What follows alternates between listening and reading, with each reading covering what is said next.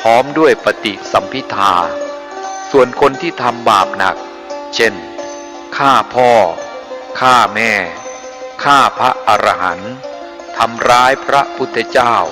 พระภิกษุสงฆ์ทำลายหมู่คณะ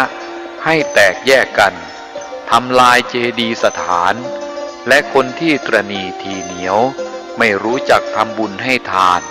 ไม่รู้จักบาปบุญคุณโทษเป็นคนโง่มีความประมาทอยู่เสมอคนพวกนี้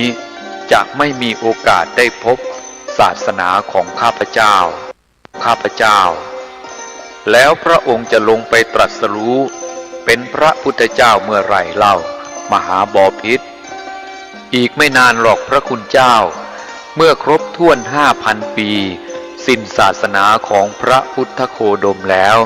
ตอนนั้นพวกสัตว์ทั้งหลายจะมืดมัวไม่รู้จักทำบุญกุศลสุจริตมีแต่จะกระทำกรรมอันบาปหนาหยาบช้าไม่รู้จักละอายต่อบาปแม่กับลูกจะอยู่กินด้วยกันเป็นสามีภรรยาพี่สาวกับน้องชายพี่ชายกับน้องสาวทั้งพี่ป้าน้าอาลุงหลานก็จะสมสู่อยู่กินกันเป็นสามีภรรยากันทั้งความโลภความโกรธความหลงก็จะหนาขึ้นมากอายุของสัตว์ก็จะน้อยลงตราบจนเหลือ10 ปีเด็กเกิดได้5 ปีก็จะแต่งงานกันแล้วและตอนนั้นมนุษย์ทั้งหลายเห็นกันเข้าก็จะเข้าใจว่าเป็นเนื้อเป็นปลาจับอะไรได้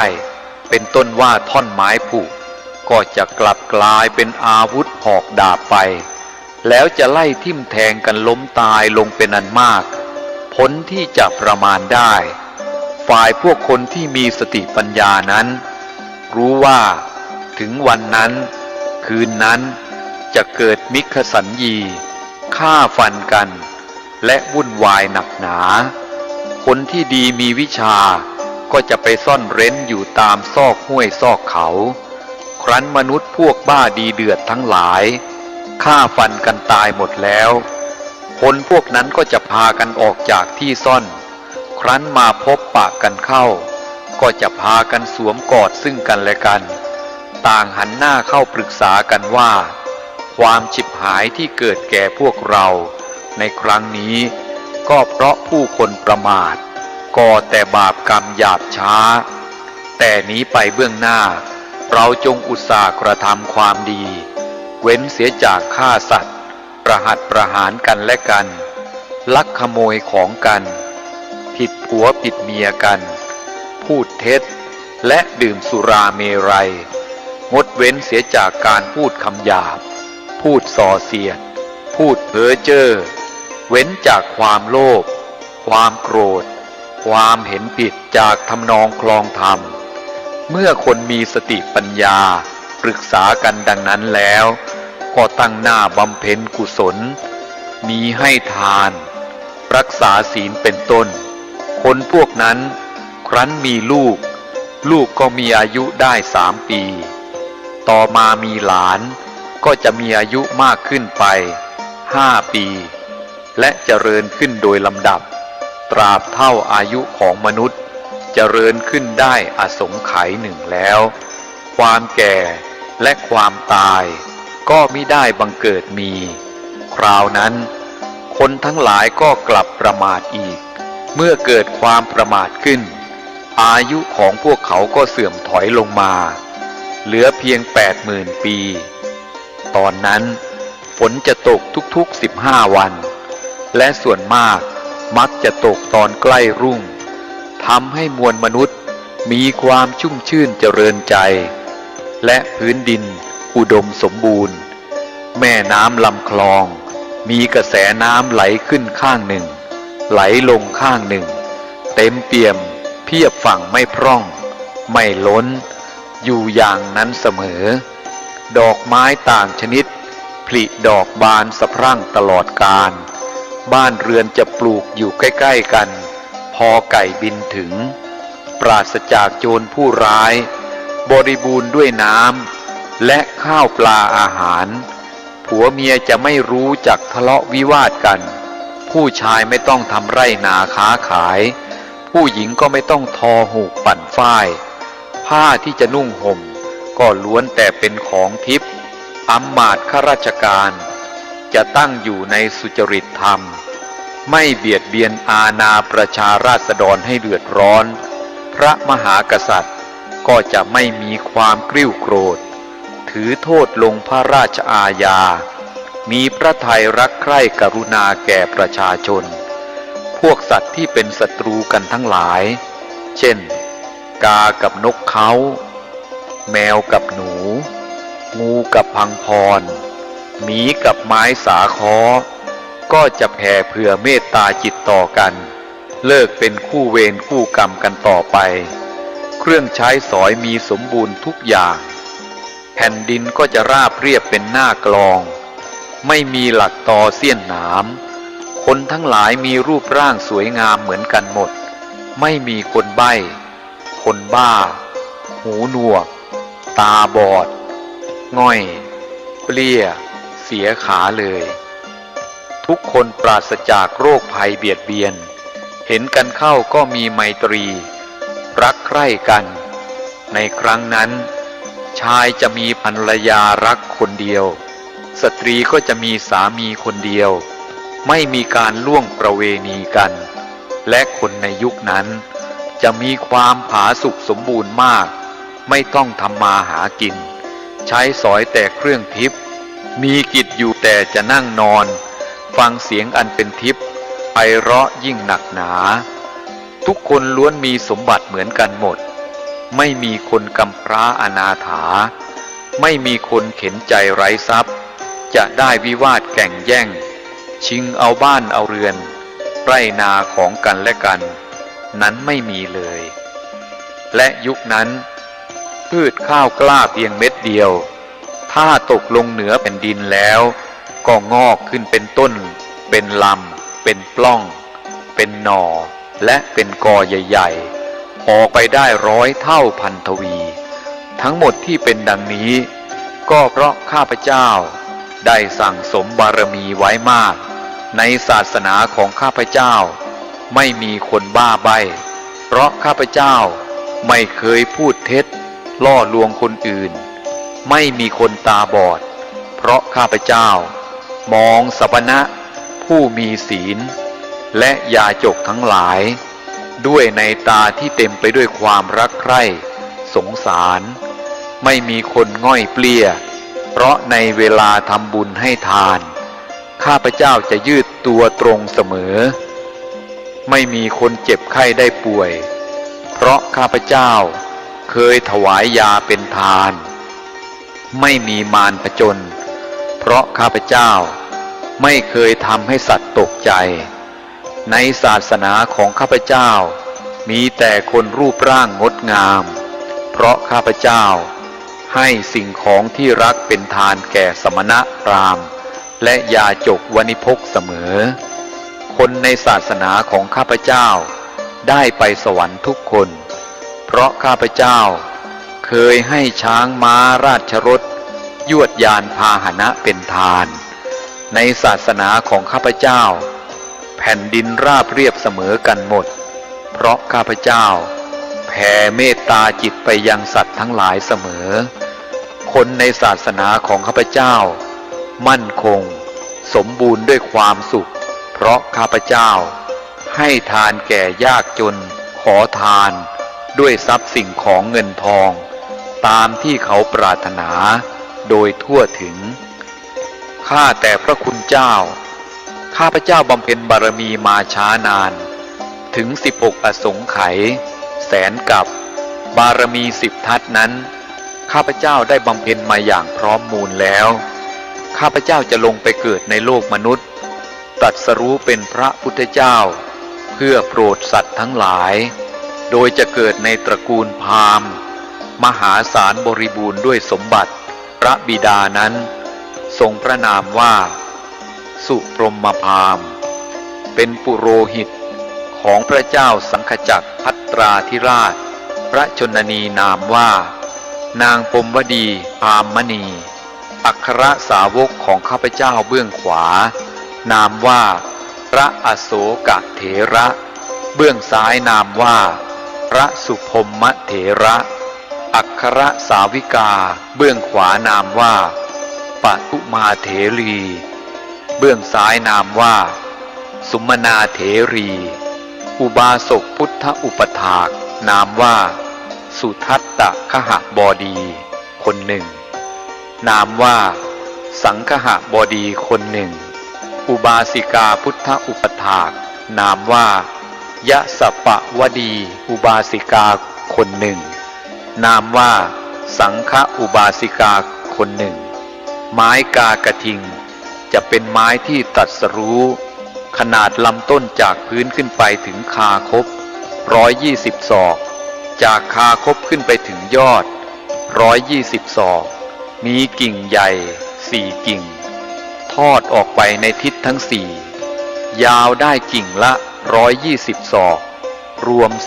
480 ศอกมีดอกเท่ากงจักรรถแต่ละดอกนั้นมีเกสรได้ทนานหนึ่งมีกลิ่นหอมฟุ้งกระจรไปไกลถึง500 โยชน์ตอนที่ข้าพเจ้าตรัสรู้เป็นพระพุทธเจ้านั้นมีพระกายสูงได้88 ศอกจากพื้นพระบาทถึงพระชานุ22 ศอกจากพระชานุถึงพระนาภี22 ศอกจากพระนาภีถึงรากขวัญ22 ศอกจากพระรากขวัญ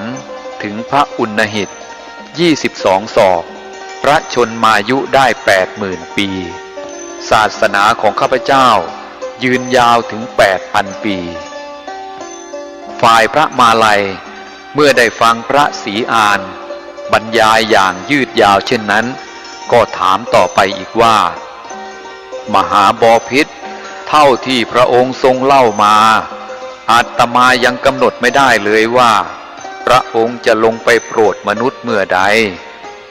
ก็ตอนที่ข้าวสาลีเมล็ดเดียวบังเกิดเป็นข้าวสาร170 เมล็ดจุเต็ม2 เล่มเกวียนกับ16 สัตว์ใหญ่ๆเท่า2 กระบุงเมื่อใดนั้นแหละพระคุณเจ้าข้าพเจ้าจะลงไปเกิดในโลกมนุษย์โดยครั้งแรกจะเป็นมนุษย์ธรรมดาก่อนกระทำสัตตะสะตะกะมหาทานบริจาคลูกเมียเหมือนพระเวสสันดรแล้วจะกลับขึ้นมาเกิดบนสวรรค์ชั้นดุสิตอีกระยะหนึ่งจนถึงตอนที่สัตว์ทั้งหลายมีอายุน้อยลงจากอสงไขยมาเป็น 80,000 ปีชมพูทวีปบริบูรณ์มีเมล็ดข้าวสาลีเพียงเมล็ดเดียวแต่ให้ผลมากมายดังก่อนตอนนี้แหละข้าพเจ้าจะได้ไปจุติไปบังเกิดในโลกมนุษย์อีกครั้งหนึ่งเพื่อตรัสรู้เป็นพระพุทธเจ้าขอรับขอถวายพระพรมหาบพิตรจะเสด็จไปเองหรือว่ามีผู้มาเชิญเสด็จไปเข้าใจว่าคงจะมีผู้มาเชิญขอรับและผู้ที่จะเชิญก็คือเทวดาในหมื่นจักรวาลมีเท้ามหาพรหมเป็นประธานสำหรับข้าพเจ้าเมื่อได้ฟังคำเชิญของเทวดาทั้งหลายก็จะแลเห็นโลกด้วยเหตุ5 ประการคือการประเทศทวีปตระกูลมารดาและสัตว์ทั้งหลายตามเยี่ยงอย่างพระบรมโพธิสัตว์แต่ก่อนมาพิจารณาดูการอายุสัตว์ครั้งนั้นไม่มากกว่า100,000 ปีขึ้นไปไม่น้อยกว่า100 ปีลงมาเพราะถ้าสัตว์มีอายุมากกว่า100,000 ปีความแก่ความตายไม่ค่อยจะบังเกิดปรากฏให้เห็นบรรดาสรรพสัตว์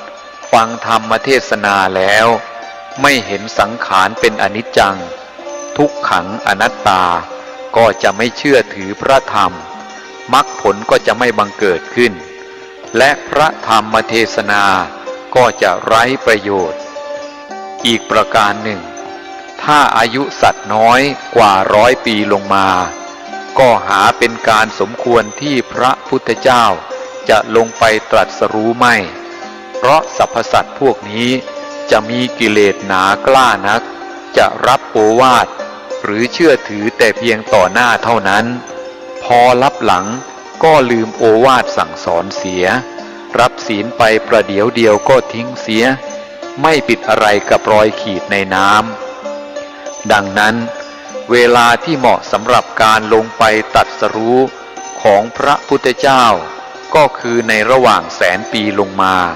และตั้งแต่100 ปีขึ้นไปประการที่สองก็คือพิจารณาดูทวีปใหญ่ทั้งสี่มีทวีปน้อย 2,000 เป็นบริวารโดยลงความเห็นว่าพระพุทธเจ้าทุกๆพระองค์ผู้บังเกิดในชมพูทวีปแห่งเดียวครั้งนี้สมควรที่จะลงไปเกิดในชมพูทวีปอันเป็นมัชฉิมประเทศที่พระพุทธเจ้าพระปัจเจกพุทธเจ้าพระอสีติมหาสาวกพระเจ้าจักรพรรดิ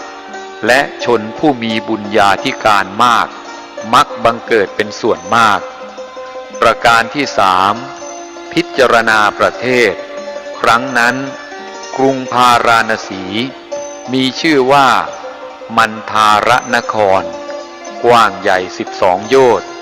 พวกมนุษย์ถอนอายุลงมาจากอสงไขยด้วยความประมาทมีอายุ 80,000 ปีเป็นอายุไข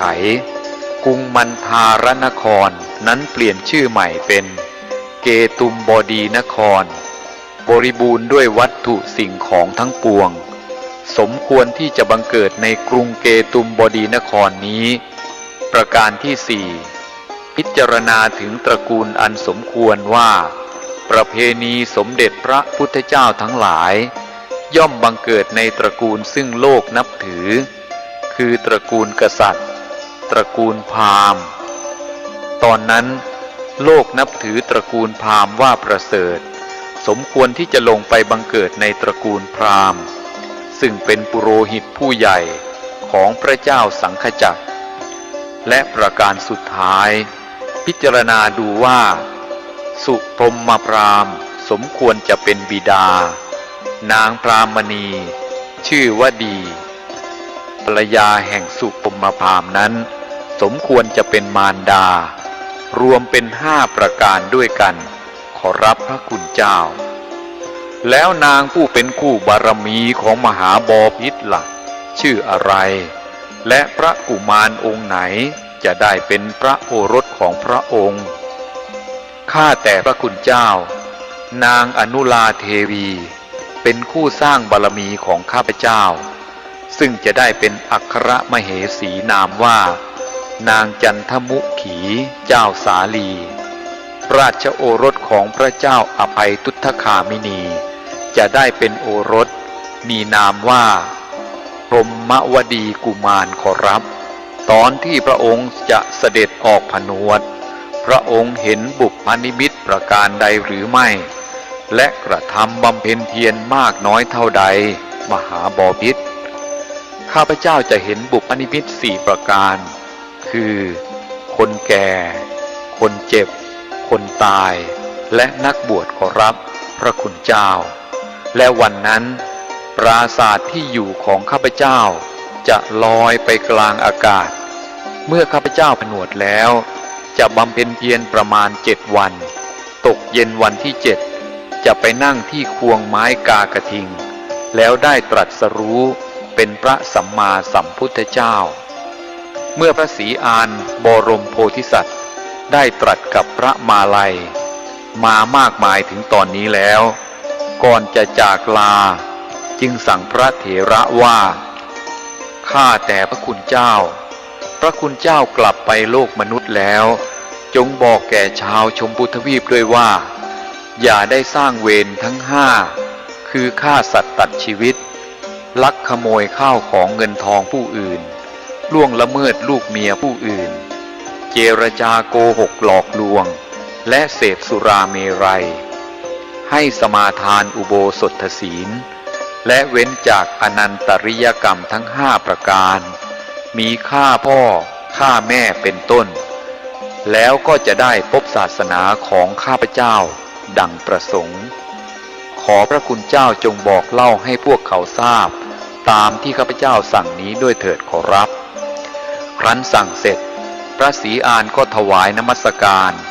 ลาพระเถระลุกขึ้นกระทำอภิวาทประทักษิณพระจุฬามณีเจดีย์แล้วเสด็จกลับพร้อมด้วยบริวารเหาะลอยขึ้นสู่นภาอากาศตรงไปยังดุสิตพิภพ